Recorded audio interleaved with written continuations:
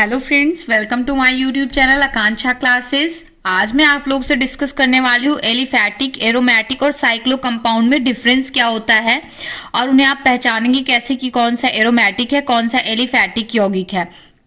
तो सबसे पहले मैं यहाँ पे बताने वाली हूँ एलिफैटिक जो कंपाउंड्स होते हैं वो क्या होते हैं। तो जो आप नॉर्मल चेन देखते होंगे, पढ़ा होगा आप लोगों ने IUPAC में CH3, CH2, CH3 या फिर यहाँ पे कोई सा भी ग्रुप हो सकता है, alcoholic group, oxalic group, ketone group, aldehyde group, ये सारे ग्रुप्स भी हो सकते हैं। बट यहाँ पे आपका वन कंडीशन क्या है एलिफैटिक होने के लिए। एलिफैटिक होने के लिए सबसे मस्ट कंडीशन है यहाँ पे आपकी जो चेन होनी चाहिए वो ओपन होनी चाहिए। ओपन मतलब उसमें किसी तरीके का बाउंडिंग नहीं होना चाहिए। जैसे कि मैं यहाँ पे नेक्स्ट बताऊंगी आपको एरोमेटिक कंपाउंड के बारे में। तो जो एरोमेटिक कंपाउंड होता है, वो जो कंपाउंड्स होते हैं वो कुछ इस तरह बने होते हैं। इसको हम बोलते हैं बेंजीन रिंग। जो बेंजीन होता है इसमें एक रिंग होती है। इसका मतलब क्या होता है कि हमारा जो ये कार्बन दिया हुआ है, ये हमारा जो कंपाउंड दिया हुआ है, इसमें अल्टरनेट डबल बॉन्ड होते हैं। अल्टरनेट का मतलब यहाँ पे एक के बाद एक बॉन्ड छूट गया है, फिर से डबल बॉन्ड, फिर एक बॉन्ड छूट गया, फिर से एक डबल बॉन्ड, इस तरीके को हम बोलते हैं। तो ये इस तरीके चारों तरफ ना, इसको हम कैसे भी लगा सकते हैं। जैसे अभी यहाँ पर मैंने लगाया, अब नेक्स्ट मैं इसको यहाँ पे लगाती हूँ, फिर यहाँ पे, फिर यहाँ पे।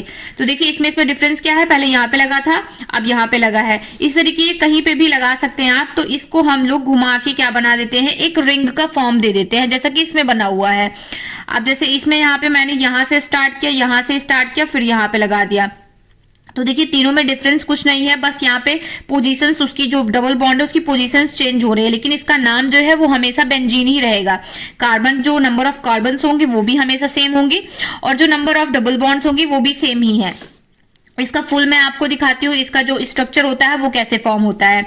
तो यहाँ पे जितने जितने यहाँ पे जो कॉर्नर दिए हुए हैं वहां पे आपको क्या रखना है, कार्बन रखने हैं। जहां पे जितने कॉर्नर हैं तो यहाँ पे आपको क्या रखना है, कार्बन रखना है।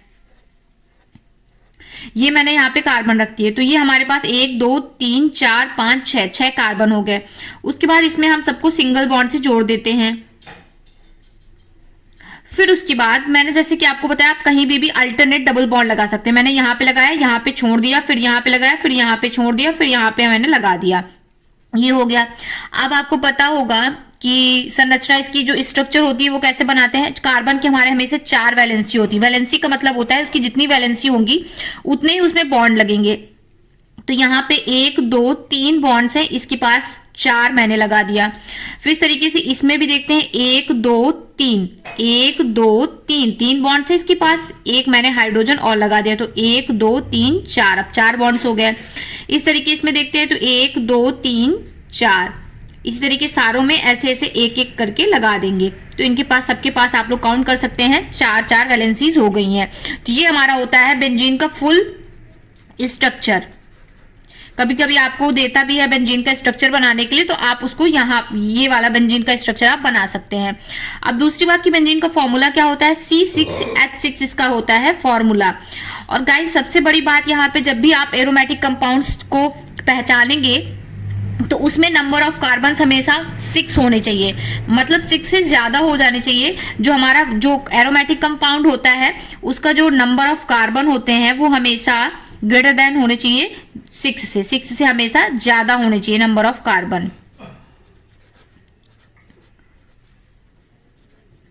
तो अगर आपके नंबर ऑफ कार्बन 6 से कम है तो वो एरोमेटिक कंपाउंड नहीं होगा।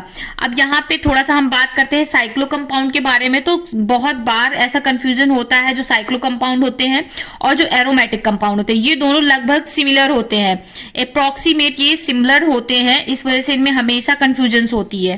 बात करते हैं साइक्लो कंपाउंड के बारे में। जो हमारे साइक्लो कंपाउंड होते हैं, जो हमारे साइक्लो कंपाउंड्स होते हैं वो भी ऐसे ही होते हैं। ये जो हमारा कंपाउंड दिया हुआ है ये भी हमारा, ये एरोमेटिक नहीं, ये हमारा क्या है, साइक्लो कंपाउंड है। अब मैं कैसे इसको प्रूव करूंगी, आपको मैंने बताया था कि उस जो बेंजीन रिंग होती है उसमें और इसमें क्या डिफरेंस है, मैं दिखाती हूँ आपको। उसमें जो है पाई बॉन्ड्स लगे हुए थे।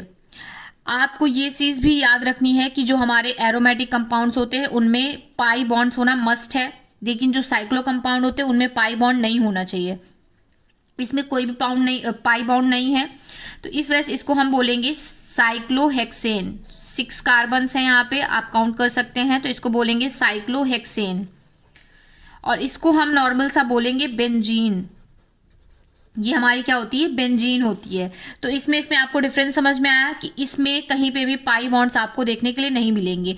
तो वो हमारे होते हैं साइक्लो कंपाउंड, और जो हमारा जो एरोमेटिक होते हैं वो होते हैं उनमें डबल बॉन्ड लगा होना चाहिए, और कार्बन जो हमारे होंगे वो 6 से ज़्यादा होने चाहिए।